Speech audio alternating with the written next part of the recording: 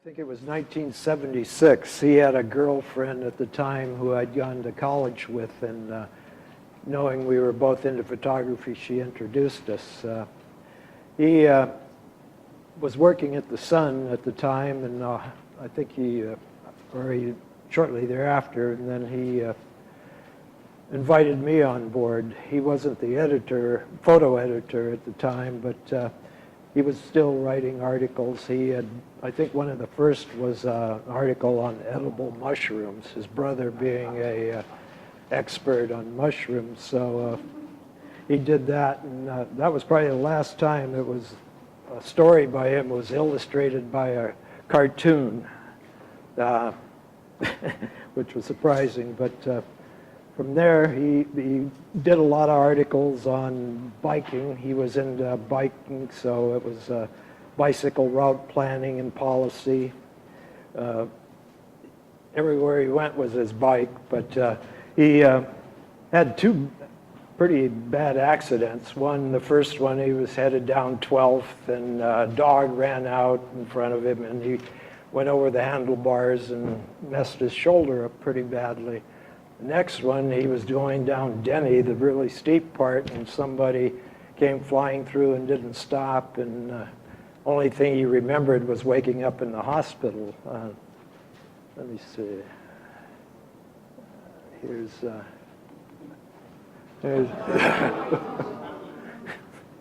so, yeah. But he also did articles on Northwest photographers, early photographers, even contemporary. I think there were a couple articles, one on Art Wolfe, another on Jerry Gay.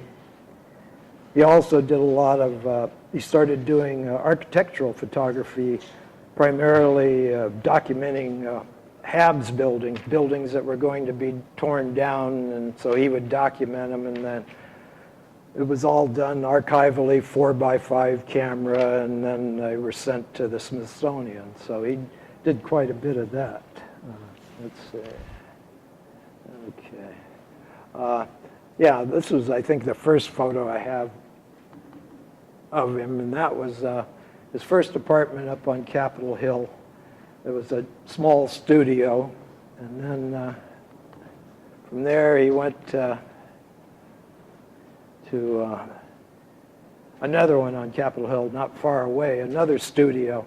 And both of his apartments, after he'd been in there a few months, they just, stuff piled everywhere. So, after the first 3 years, I never was allowed back in there. It just became, in fact, he had a closet, a walk-in closet that he slept in.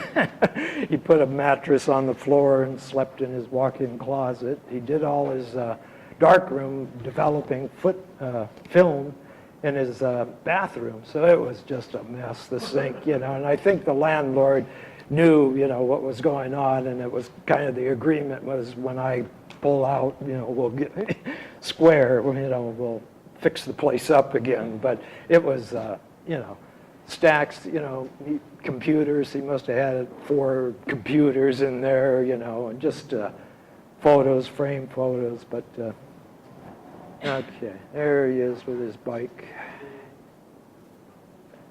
This was his first show in Seattle. It was down at a rental darkroom on, is it Western or Elliott? Was it? Yeah. And these were photos that he had done in college. He had taken a course with Walker Evans. So a lot of those were from while he was at Yale. And again, he had photos from Eastern Washington. Evidently, he had relatives in Eastern Washington with a wheat farm, and so he had spent a summer back there working on the farm. So he had these great landscapes and this and that. But that was his first show. He spent time, he went down to Nicaragua with a group, and so he was very involved in that for a bit. There was his, his Riviera. This was, I think it was given to him by a relative, but he had it maybe 3 or 4 years. That was his transportation, but he loved it. there he is with his Far West.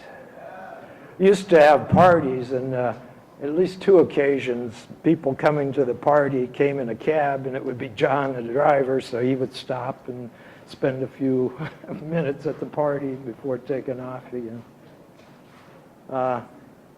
This was a shot from his Taxi Passengers show. That was up on Broadway above that print, or above the frame store. Forgot the name of it. Oh, yeah, we used to go to the Puyallup swap meet in the spring. Every May or sometime they would have this big swap meet for equipment, and me and him and a couple other photographers would get together and go down to Puyallup. That was kind of like the event of the year. So with digital came in, it kind of died out, so we quit going, but that was the big event of the year. And that's, what was her name? She's a photographer at the UW, Mary Levin, right. Okay. John used to just come by, maybe once a week at the beginning, when we were younger, once a week or so, and he would just show up unannounced, and that was fine by me, but my wives or girlfriends weren't too crazy about it. So he would come by for a drink and a smoke. We would smoke, and that was another thing. He enjoyed smoking, but he was pretty strict about not doing it when he was working. So when he's working, he wouldn't have it in the house because it would be a temptation. So as soon as he had time off, he would run to my house, and that would be yeah, there's that photo. I think that's in his apartment. He had this watch. I think it was just a Seiko, but he claimed, I think his brother had given it to him, but it was supposedly rare, and he was always very proud of this watch that he wasn't positive, but he thought it was worth a lot of money. And I don't know, I think I took the picture just to see how close I could get. This was an opening, might have been for the book, I'm not sure. A party. Down at the center. And I think it was 94, he got the job at the University of Washington working as the architectural photography teacher and darkroom supervisor. And after that, that big event, so he had rent paid, he could pick and choose his commercial jobs, rather than take anything. So he spent all his time, he had a darkroom. It was in what was that house on Capitol Hill that used to be a nun's. Yeah, okay. So he had a dark room in the basement there for years, but once he got the job at the UW, he's exclusively, but for some reason he kept the other one, kept paying for it for at least 5 years, and might have used it twice, but yeah. Here he is with his wide Lux. That's down at the Market Climb. Every time I'd see him, normally if I had I would take, let me take your picture. But he never reciprocated. He didn't.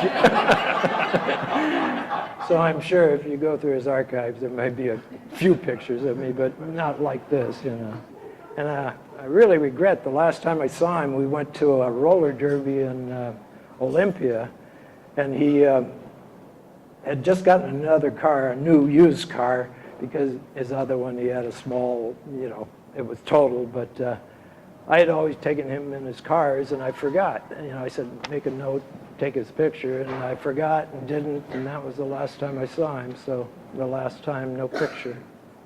Here's a weird one, it's an infrared. He had a smoking, he would get these, these wild ideas, and he wanted to photograph monkey puzzle trees, but he wasn't sure how. They're so dark, so to show detail, so he thought perhaps infrared film. So he was going to try that, but it was on his long list of to-dos and actually never got around to it, but he had this big cache of infrared film, and he gave it to me. I guess he realized that wasn't going to happen, but he was pretty generous. He would give you pictures and, just generous for the most part. Here he is. We're comparing light meters. That was up on Bourne and Madison in our backyard. This is a pinhole. That was the only significant thing about that. This was an aerial camera. I forgot where he found that, but we didn't have 8 by 10 film at the time, so we took 4 pieces of 4 by 5 and stuck it in there in the dark room and actually tried it, and it worked. So I always wanted to get a shopping cart and have it. But also in this pose, this was shortly after he had been in the bike accident, so his shoulder, and this thing was really heavy, so the picture, he must have held it for maybe a half a second. I went click, and it went down. But there was he borrowed his mother's car, and I guess she was pretty religious, and so that seemed kind of odd with John. There's with, what were they called? The Alascaros. He was doing a project on the cannery union workers, so he was involved in that. But here again, you can see his apartment, and this was before it got extreme. I think this might have been a signing for the book. Yeah. Can we use that, Nick, to segue to this photo, the story of this photo, and then we need to Wrap it up? Okay. So, leave that big one up there and talk about that. okay. This one here was taken, he's pointing to his tile with his toe in the market, so that was with that. Okay. This is the music box. He was doing that. Another show he had was he did these carnival rides, but he shot them through 3 filters, the 3 filters, red, blue, or whatever, and then so the finished product would be divided, so if it was moving, when he went through the red filter, that portion would be red, and then the part that he went through the, moving would be yellow, so they were kind of these kaleidoscopic things. I think that was the least of his work, though. A demonstration with the wide lux. He also, to go with his buildings, he took a welding course at that Pratt, so he could build, he wanted frames made out of rebar for construction pictures. He wanted them to, yeah, there's one. So he took a welding course to make that. And that's about it.